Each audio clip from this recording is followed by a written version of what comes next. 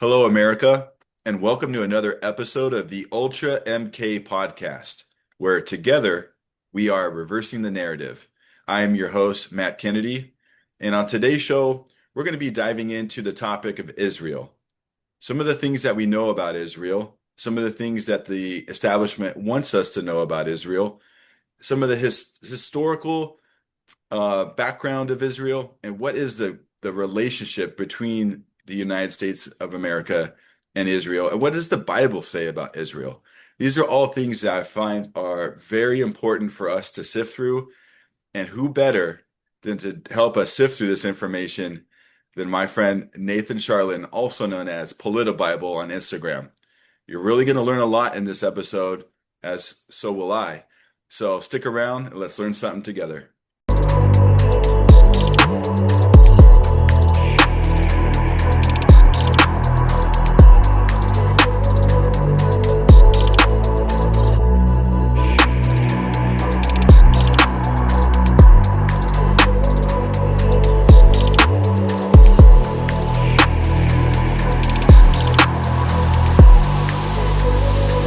That is our obligation, to inform and alert the American people, to make certain that they possess all the facts that they need and understand them as well, the perils, the prospects, the purposes of our program, and the choices that we face.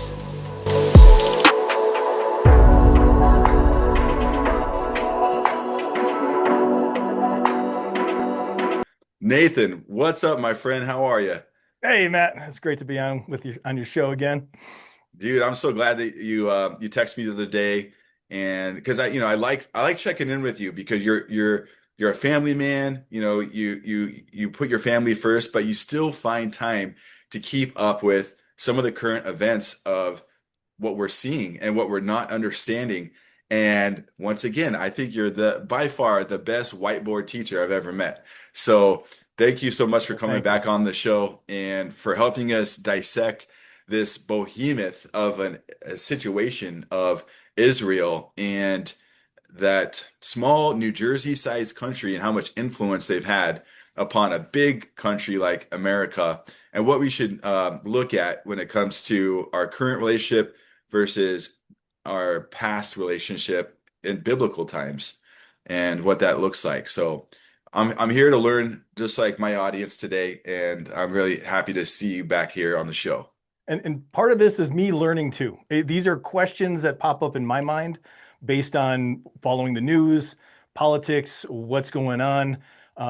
Recently, there was the Carrie Prejean. I'm going to butcher her last name, but she was the one who got kicked off of the Religious Freedom Committee, for questioning Zionism. And all of a sudden, Zionist, if you're anti-Zionist, now you're anti-Semitic. And we're seeing all these anti-Semitism laws pop up across the country. Florida, DeSantis, who is a great conservative on many, many things, but signed an anti-Semitism bill for his state, signed it in Israel, not in Hmm. Florida. I just see um, this massive attack on freedom of speech, that we can't criticize a foreign government because it's called Israel. And conservatives, we're supposed to care about the meaning of words, right? Like, what do words mean? This came up recently with what is a woman, right? A Supreme Court justice who's sitting on the bench still can't define what a woman is. But now we talk about Israel, and when I was thinking about it, I'm like, there's at least 9 different things that mean Israel, or that is all connected. And when you get this conglomerate of meanings into one word, and you don't have the intellectual ability to separate the meanings, then we get these freedom of speech attacks on criticizing a government. Yeah, yeah, they weaponize it. They weaponize our own speech to be used against us. It's just no different than during COVID, whenever, we didn't want to get the shots and we started, they started calling us grandma killers and all these other things, or we're white nationalists just because we want body sovereignty, right? Hmm. And so it's that same kind of a playbook of weaponization. So yeah, no, I've been anticipating this episode because I am too trying to figure out how Israel plays into all this. And what's interesting is it is so tied into Epstein and all of his connections as well, of the people that he was controlling here in America and elsewhere, and his connections to Israel. It is interesting to see the people who are around President Trump and the current administration and their relationships to Israel. And it's really important for us to kind of see, everything that's happened since the 1940s, Israel, until now. And I think that this couldn't have come at a better time, because I'm still trying to understand how to navigate with talking about Israel, because it's not the people. I mean, like any nation, there's great people in every culture, in every nation, but it's always the deep state apparatus that operates like a mafia syndicate in every country that, does not serve the best interest of the people. And we saw that during COVID, because I think Israel had the highest vaccination rates, and they were forced upon their people. And it happens all over the place. So yeah, you can just Absolutely. And it's the same with America. Like we can criticize and look at the American government, the deep state. We can talk, speak out against it, but it's not like we're saying we hate this country. right, If anything, we love this country and want to see it be better. Or right. we don't hate the people. We don't hate our fellow neighbor. We don't hate our fellow American. So these kind of things need to be separated and extracted, especially when we're criticizing a foreign nation that has a lot of influence on our own country. Yeah, well, absolutely. And we saw this in real time play out when Charlie Kirk was bringing up all these same points, but he came with receipts on very large platforms like the PBD podcast and a few others, where he's questioning, what is our relationship with Israel? Why are we seeing what we're seeing in Gaza? Why are we seeing what happened on October 7th even play out? Like, he was just asking all the questions that everybody was thinking. And obviously, there is some deeper rooted connections with his own organization and donors. And that rabbit hole kind of goes deep. And, hats off to Candace Owens. You may like her, you may not like her. Doesn't matter. She's still a piece on the chessboard.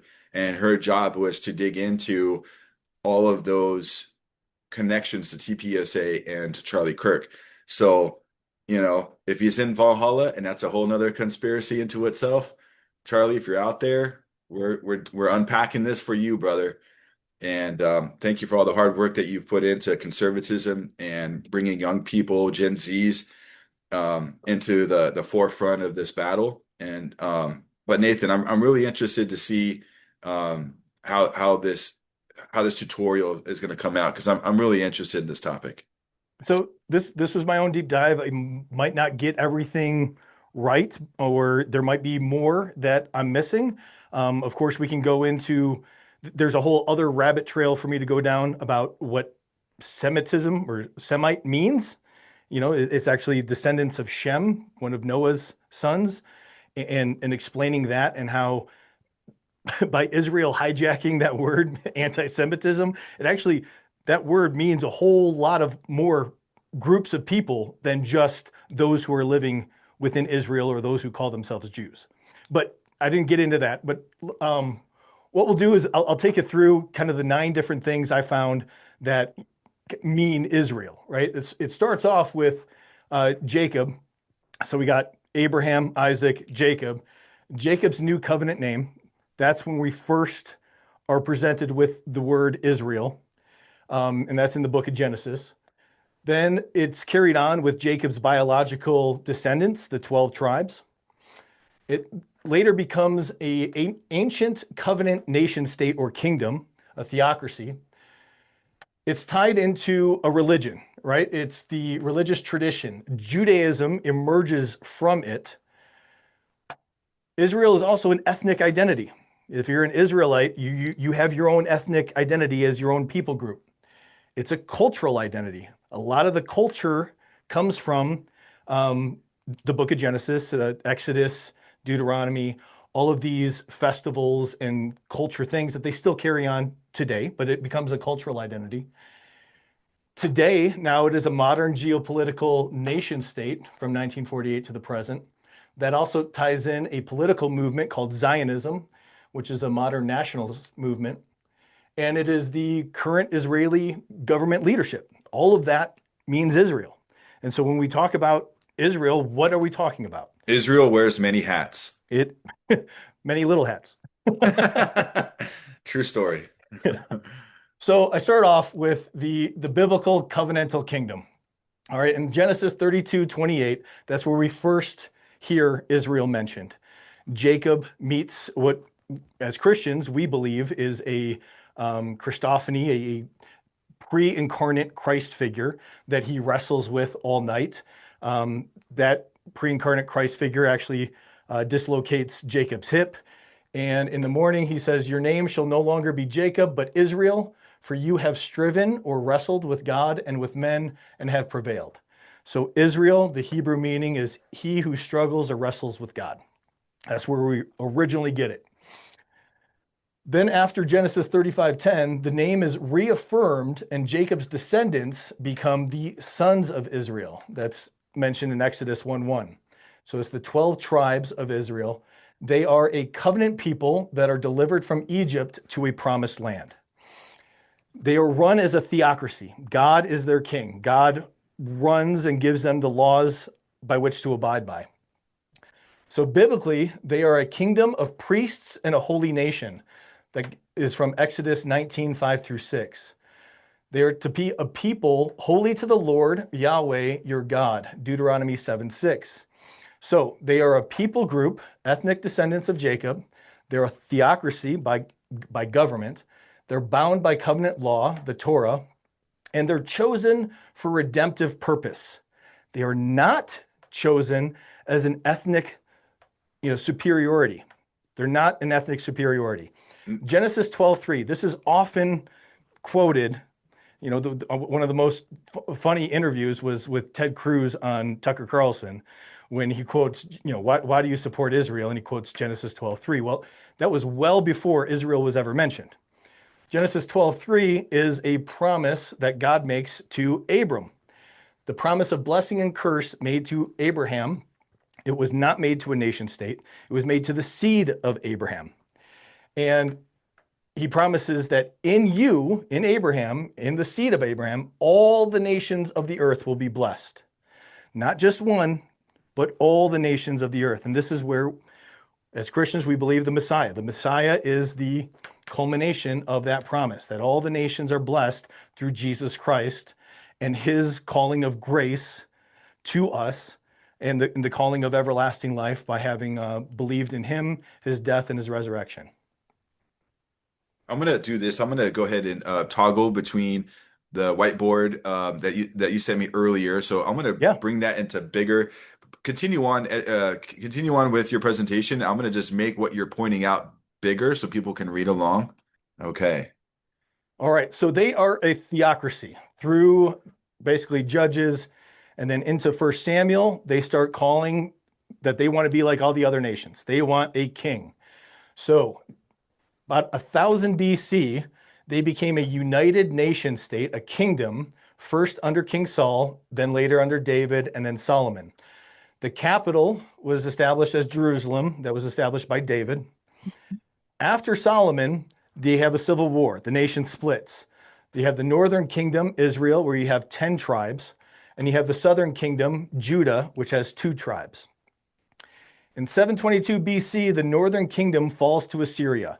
All 10 tribes get exiled to Assyria, but then they don't come back. They actually just mix in with all the Gentile nations. And that's where we get the lost tribes of Israel. The southern kingdom in 586 BC, it falls to Babylon. They all get exiled to Babylon for 70 years, but then they come back and reestablish Israel. But this is just those tribes, mainly Judah. And that's where we get the word Jew. Jew comes from Judah. Judah. Not a Benjamite, not a Reubenite, right? Not Issachar, it's Judah.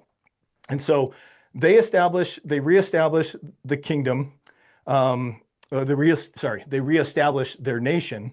They rebuild the temple.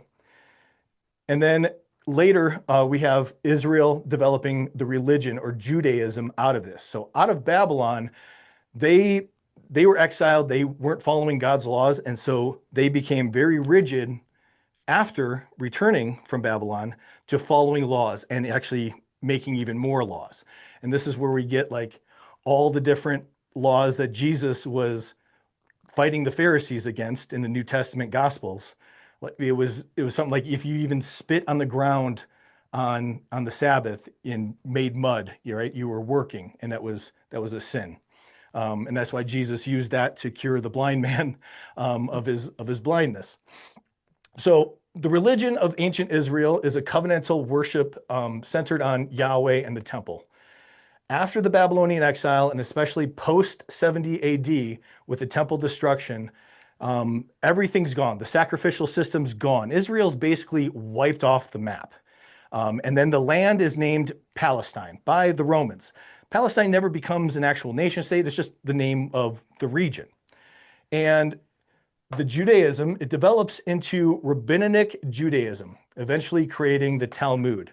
The Talmud is a collection of rabbinic writings, and that's where we get some of the derogatory stuff that we're hearing about now from the Epstein files. Goy, Goyim. So instead of Gentile, which Gentile just means non-Jew, we get Goy and Goyim, which is being used as a derogatory word for non-Jews to say that they are human cattle. They are subhuman, less than human. Judaism emerges from the temple worship, the Torah observance, and the rabbinic tradition. So Judaism continues, but there is no nation of Israel for a long time. It's wiped off the map. That was God's judgment. Again, I'm not a dispensationalist Christian, just to kind of confirm that. I'm a Genesis through Revelation believing Christian, but I'm not a dispensationalist. So I actually believe that this was Christ's judgment on Israel post his ascension. That was him returning to wipe Israel off the map. And a lot of revelation, I believe, was fulfilled through 70 AD. So A now, question, a yeah, question for you. At what point did Israel have the star on their flag? Did that happen in the 1940s? Because, like, from what I'm learning, is that it's not actually the Star of David, and if you source it to the Talmud, that it's Star of Remphan. Um, yes. and And I'm that sorry if is what that I have throws you found off. too. I'm sorry. And I said that is what I found too. And there is a verse in the Old Testament. I don't have it on the tip of my tongue, but it was something along the lines of, um, you wear the star, or you have the star of your father, Remphan, or Mhm. um, something like that. I have to look that one up. Okay. I But just, yeah, the, yeah. the the Star of David, I can't tell if it was actually associated with David. There are some who kind of jump through hoops to say that it is, but it appears like that star comes from ancient pagan worship. Okay. Yeah. I just wanted to throw that one out there, and we could dig up more on that on another show. All right. So fast forward all these years to 1948, post World War II. We have the modern secular nation state of Israel. May 14th, 1948, it is confirmed state of Israel, modern political state with international recognition. It's got connection of being established by the Rothschilds, one of the 13 bloodline families. You know Hmm. about That that? that name keeps popping up. It's so interesting. They end up in every place in the world. They are so diversified, that Rothschild family. They had a lot to do with establishing the state of Israel in 1948. So Israel, as we know it now, is a parliamentary democracy. It's governed by secular law.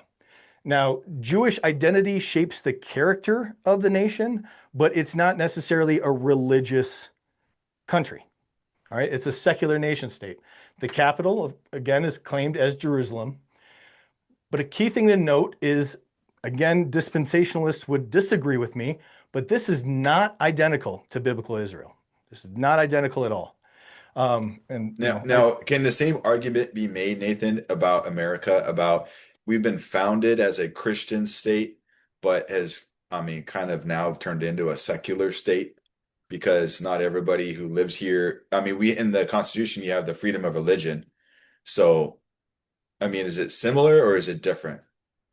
I think it's a little I think it's a little different.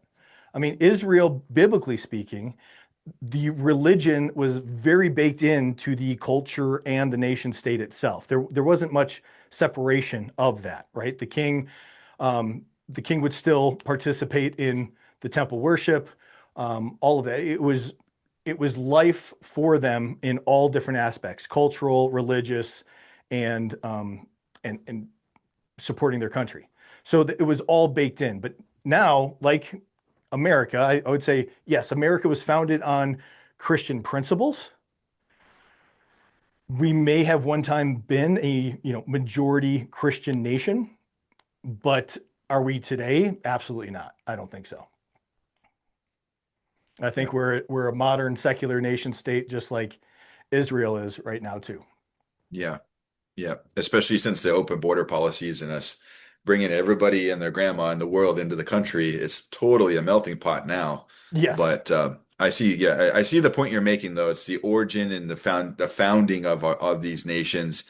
They were rooted in a theological doctrine. So, Yes.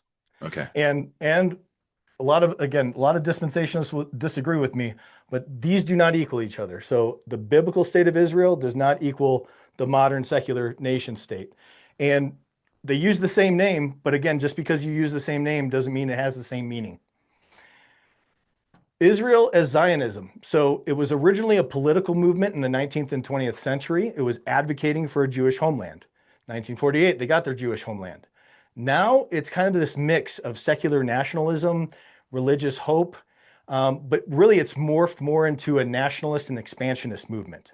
And that's where we get, the settlers or whatever taking over the Gaza Strip, West Bank, things like that. Now, when you get to who makes up Israel, the Palestinians who were living in that region at the time, they had lived it there since Jesus died.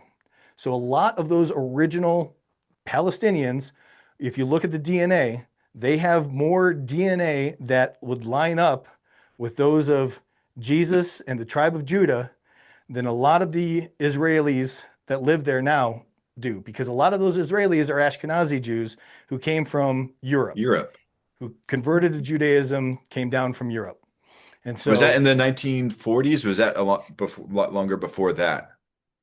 the When did the Europe, Ashkenazis, yeah, when did they come into that region? well, they started moving into that region right after World War II, right when Okay. that nation state was established. Okay. Before that, they were mixed into Europe. For instance, I'll get to Netanyahu, but Netanyahu's family was from Poland, Right. and they had a different last name as well. So um, Zionism is not Judaism, and it's not biblical Israel. Zionism is its own political movement. You can, I mean, it's a bad comparison, but it's like the MAGA movement or any other kind of political movement in the States. This one just happens to be Israel's political movement for, I think, Israeli dominance and Israeli expansion. They're not happy with just the borders that they currently have. They want to expand, and I think they want to expand as far out to the borders that were promised to them 3,000 years ago. Mm. Hmm. So Israel also means the current government leadership. When I criticize Israel, that's pretty much what I'm criticizing is the government leadership. We have the Netanyahu era, which has lasted a long time. Now, originally his last name was Malkowski. They were from Poland. They changed their last name to sound more Jewish. So Netanyahu now is the prime minister. Their policies represent a coalition government. They do not define Judaism as a religion, nor do they define Israel as a biblical concept. Okay, that's important too. Most modern Jews are secular. A lot of them are atheists, and they define Judaism as their values, their culture, their tradition. So again, they are defining themselves as more of a people group and less of a religion. Mm. That makes sense to me because I noticed that like, in most major elections when, okay, it's not, I've lost faith in polling a long time ago, especially since 2020, but like I always wondered why in like densely Jewish population areas, why so many of them overwhelmingly vote Democrat. And I see some similarities of worldviews now that you explain it that way, how they become more secular rather than a religious people. So, anyways, I just wanted to kind of point that out. No, it's a good thing to point out too, because I like to say two things can be true at the same time. I think, the elites, the government of Israel could be looking to do some detrimental things to America, dragging us into wars that we need not be in, extracting American taxpayer money to hold up their welfare nation state. That can be true at the same in that they vote Democrat in order for negative policies to affect the American people. Same thing that Islam does. Islam is open about this, that they are very staunch conservatives, but they will vote Democrat because they want to see the the fall of America. They want to see it go into a morally corrupt nation, and that's why Right, they vote that way. Is on purpose. It is it is to it is to bring down America as a moral power around the world, and that there's been many of them that have been very outright, openly spoken about that, and so right. I think it goes, that way. That's interesting. It's almost like they know how communism can spread and how it can morally decay a civilization to make it weak so it can be either decimated or infiltrated, and they're willing to use the voting mechanism as a way to weaken the population based on policies that they know are going to divide families, divide believers from non-believers, and so on and so forth. That's an interesting concept of war strategy to me. And a lot of us, we fall right into it too. I mean, we have plenty. We have 50% of the country that vote that way and want to see those policies happen. So we we as a people play into that Right, right. along with them. Right. And I will say that on both sides, even on our political spectrum, that there's useful idiots on both sides that don't even know what they're doing. And they think because they live in their own microcosm bubble, they think that they're doing great things, but I don't know if they've just given away their critical thinking skills or what, but we got to pray for those folks. Well, and look at the state of where we are now. Yeah, The corruption is systemic. It is everywhere. What trust do you have in any institution that still exists? I think we've lost trust in in all branches of government. There's not an institution that stands that I think that holds a majority trust of the American people. And so that covert strategy has worked in toppling what used to be our foundation of our institutions. yeah. Wow, that's a really solid point you make. So now we get into the whole debate with Christian Zionism and Christians kind of defending every little thing that Israel does. So from a dispensationalist view, I believe they're holding out for what God promises, preserving a remnant of Israel that will come to Christ. And in doing that, my opinion, these Christian Zionists will say, well, I will support Israel 100%, no matter what they do. They can kill a million babies. It doesn't matter. God promised to save a remnant, so I'm going to support the entire nation state no matter what. That's a problem. I mean, we go into the whole what would Jesus do? How would Jesus live? How would Jesus govern? What would Jesus support? Paul, he wrestles in Romans chapters 9 through 11. He wrestles with ethnic Israel versus a spiritual Israel. He talks about the remnant, but he also talks about how Gentiles now are grafted in, that not all who are of Israel are Israel, right? That is directly from Paul. So that the new people of Israel are those who claim Jesus Christ as their Lord and Savior, that he is God, that he is the true Messiah who was promised. Then we get to Galatians 3:7 and 29. Those who are of the faith in Jesus Christ are the sons of Abraham. That goes back now to our Genesis 12:3, where God promised to bless all the nations through the seed of Abraham. We are the seed of Abraham if we have faith in Jesus Christ, declared right there in our New Testament. Going back, Jeremiah 31 through 34, God promises a new covenant. That new covenant was brought to us by Jesus Christ. The old covenant has gone away. A lot of dispensationalists will say that the old covenant still exists somehow, but Jesus fulfilled that. And we have a new covenant now under Christ. And so, in my opinion, the failure to distinguish between these layers causes the confusion, the conflation, and often injustice. And the injustice I'm talking about is, again, these anti-Semitism laws, where now we can't even speak out against Netanyahu, or we could be in violation of these anti-Semitism laws. And I know that Right. they were trying to pass it nationally. I think it got tabled, but originally a anti-Semitism bill was going through Congress at one time. I remember that. And then, each layer of this whole Israel definition, each layer has to be evaluated in its own historical, modern, or theological context. And this really goes to a lot of these Christians out there, these Christian Zionists or dispensationalist Christians, who, again, just believe wholeheartedly that Israel can do no wrong. I must support them 100% because God said so. And that's just not the case. It's no different than the people who were, shaming people who didn't want to get vaccinated, and who were idol worshiping Bill Gates or Anthony Fauci because they just believed like that was their truth, that the vaccines were going to be the way that civilization was going to move on, and anybody who didn't do it was ignorant and stupid. And the same could be said on with this argument right now with Christians and their perspective of Israel or the lack thereof. And I think education for all people is the key to figuring out and unlocking the world's secrets, and trying Absolutely. to dig into this what you're doing. I mean, and what Christians need to remember is their Old Testament.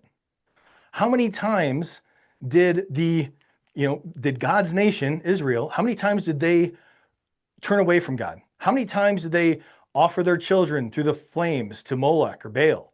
How many Right. times did that happen? And then they had ultimate judgment. Ultimate judgment brought about through Gentile empires, Assyria and Babylon. That was brought by God. God specifically said, I am, especially with Babylon, I'm raising Babylon in order to punish Israel. And that was directly led by God. So God himself was chastising Israel back in the Old Testament. He gave them punishments because they were not wholeheartedly devoted to him. Are we seeing that the nation state today of modern Israel, are they wholeheartedly devoted to the God of the Bible? I don't think so. Not how they're waging war, not how they're conducting politics and international politics at all. It's not biblical Israel. No, it's not. And now I'm starting to see like videos of people in Israel like spitting upon Christians that are just there to try to spread the word and the message and are being peaceful about it, or non-Christian. So now it just brings so much systemic questioning of since the late 40s, like what has been really going on over there with its people, and calling a spade, and we have to preserve our freedom of speech in order to have these discussions without fear of retribution or tracking and monitoring. I mean, I've heard that even just people who have large podcast platforms that are sharing the original Epstein files are being tracked right now by modern day Israel. And I think it was Mace, what was her name? Congressman Macy. I can't remember her name, but she was going off about it the other day on X. And also at the Charlie Kirk Memorial, they had geofenced and tracked all of the people who attended Charlie Kirk's funeral through their cell phones in order for them to get more pro-Israel propaganda pushed through their algorithms. So I'm just seeing this big power move by the nation state of Israel to infiltrate and continue to infiltrate all aspects of our society too. And they're doing that with large Christian churches across the nation too, in the geofencing and sending, pro-Israel propaganda. One thing to mention though, just like America has a whole bunch of different, people groups, opinions. You have different mindsets of people, and they'll group together. And some you might agree with, some are just completely extremists and way off. Israel's the same. You will find that there are groups of, hardcore Orthodox Jews who are anti-Zionist.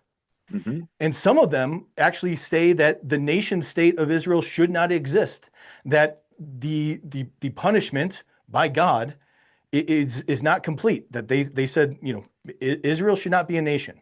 And I've seen those videos of those Orthodox Jews talk about that as well. And I've a lot seen of them that. will protest. And so just, this is to separate this whole, anti-Semitism thing. It's like, just because you criticize a foreign nation doesn't mean that you hate every single last Jew, right? Right, Because there are good ones. There are ones who couldn't care less.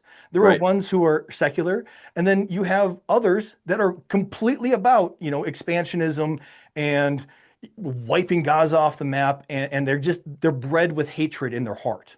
Yeah, There's a guy, I forgot his name, but he's got a TikTok, and I see his stuff on Facebook. He's a Palestinian, and he does these random random video calls with people in Israel, and you could see the hatred that a lot of these individuals are brought up with, just to hate the Palestinians. And again, the Palestinians aren't completely innocent. Some of them are bred with the same kind of hate with, for Jews. So right. it's a complicated matter, but we should be able to talk about it, without fear of any kind of retribution, shadow banning, or, breaking the law and having, Yeah, facing jail time. right. No, I think that that's the best remedy for this whole situation is for the truth and information to free flow to all people to be able to come to their own awakening and to deal with some of that hatred in all people's hearts because that's not fixing a problem, that's exacerbating all the problems and issues, creating strife, creating war, holding these grudges against people for their ethnic origin. That's all evil. That's what makes this a spiritual battle on the planet, is because the enemy is using these vices on these groups of people. A lot of times it's just because they've never been shown anything other than what they've been taught, and they've been, indoctrinated. And, truth really does set people free, in my opinion. It really, really does. And so no, this has been a great tutorial today on the origin of Israel, and it explains so much more than I've ever understood it to be. I mean, I kind of understood portions of what you presented today, but the timelines, the deeper meaning of the origin of things really kind of helped me recalibrate my perspective. And if anything, it just makes me stand firm on not being afraid to want to call things out if it's wrong. And that's the same that goes for America too. Like Absolutely. what we're seeing right now with our current administration, the way that they've handled the Epstein files, the cover-ups, the secrets, the allegiances to foreign power, to big tech oligarchs. It's maddening because Nathan, you and I are both very alike. We are patriots. We are America first guys, and we do not want to see our Constitution or our Bible trampled upon for other people's interests, and so, we have to keep talking about these issues. We absolutely have to. We owe it to the rest of the people. Every nation state is allowed by God to take care of its people first before it goes out to help other people. It goes back to even a family concept. In the New Testament, you're called, worse than an unbeliever if, as a Christian, you're not taking care of your widowed mom or your parents or, whomever in your family. If you're not taking care of them, you're worse than an unbeliever. That can be extrapolated to be the same as a nation state. If you're not taking care of the nation that you were elected to serve first and foremost, then you're worse. I mean, you're worse than an unbeliever, of course, but you're the bottom of the barrel to me, because Yeah, the politicians, the presidents, all the leadership in this country, have, systematically, decade after decade, put other countries before our own. Hmm. That's so true. No, this is the Great Awakening, man. People need to start getting back to our values and our roots and opening up their Bible or just at least talking to God when you're just alone, because He will show you amazing things when you open up that chain of Yeah, communication with Him. And because it's I mean, when you think about it, how can we help other nations that might be worse off than we are if we're standing on 40 trillion of debt? right. Think of it as a household.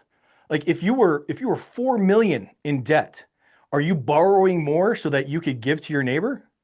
I mean, that doesn't make any sense. We're Yeah. not even in a position to give out foreign aid anymore. Well, and to me, looking at it from a totally different lens, Nathan, it's almost like it is a prefabricated social construct to keep us enslaved. And if you look, to boil it down and simplify it, it's like having foreign entities give us monopoly money that they print as they want it. That's not even sound money, it's a debt note, and make us feel guilty that we have to pay it all back with interest every time we make any transaction through taxation. And the money or the currency, I should say, in any culture is only as good as the faith that the people put into it. So as long as the population stays dumbed down or uneducated as to the history of the central banks, the Rothschilds, what is money, how, what does quantitative easing mean? As long as they stay ignorant to these things, we're going to be stuck in the slavery system through money manipulation. And it's not even real money, it's fiat toilet paper currency that we have printed on, where these evil satanic thugs are so blatant that they put the all-seeing eye on it, and we all carry these bills in our billfold or our wallet walking around. Like the audacity that these evil, sorry, man, these evil sons of bitches want to do to us because they think it's funny that we're like walking around using their stupid currency with their all-seeing eye on it, and it aggravates me to no end. But I will say though that you know there are glimpses and hints of exposing all this stuff, because I'm starting to see, like, through my feed and through, I mean, yeah, they could be echo chambers at times, but I just see more and more people talking about these issues. And what happens is when the file dumps come out from the Epstein files, there's all this evidence and all these timestamps of emails of things that we all speculated was going on, but then it confirms it. Like, to know that, you know, Epstein and Bill Gates were so close. Well, yeah, because they were trying to take down the globe through a pandemic, like, or that Epstein was connected to some, I can't remember the name of the bank, but some bank acquisitions that were the first dominoes to create the subprime lending disaster that led to the 2008 crash. So it's like we just have to keep, praying that we're going to get more and more of these confirmations. More and more people are going to stop looking at us like we're crazy kook conspiracy theorists, that we're just people that just ask a lot of questions as to why none of this passes the sniff test at all. Ask a lot of questions and look at and see patterns. Realize that, if we've been lied to once, then we're being lied to on a consistent basis. Yeah, question everything. Question everything. So yeah, I know I'm so stoked that you came back on the show to delve into this information, and I'm sure lots of people are going to. And look, folks, if you're watching this episode and if you have any follow-up questions that we can maybe bring back to Nathan and expand upon, please send us an email. Send an email to ultramkpodcast@gmail.com. Just send us your questions. We'll try to do another follow-up episode, because this is only the beginning, I think. I think there's so many roads that lead to Israel that more and more things are going to be shown to us. More and more of our systems, our society systems, are going to be explained, especially when they fail. and we'll be able to see who is involved in all of that. And we just got to keep praying for confirmations because that's really where we know that they're standing in truth, not just hearsay, not just, wanting to be right about something. This isn't about that. This isn't about proving a point. This is truly humility and education and sharing information through love and understanding. And what better way to do it than standing on biblical teachings? Because God put it on the earth for us to use every single day. So, Nathan, anything Amen. you want to close with? Well, as a Christian, again, I may not be a dispensationalist, but I do hope and pray that everyone in the nation of Israel comes to know Christ as their Messiah, just as I do for everyone else in the world. Right. Me too. Amen. Couldn't have said it any better. So, all right, folks. Well, thanks so much for joining another episode of the Ultra MK podcast, where together we are reversing the narrative. Nathan, thank you so much for sharing this tutorial about Israel. Folks, if you want to follow Nathan, check him out on Instagram at Polita Bible. It's Politi and Bible together. Polita Bible on Instagram.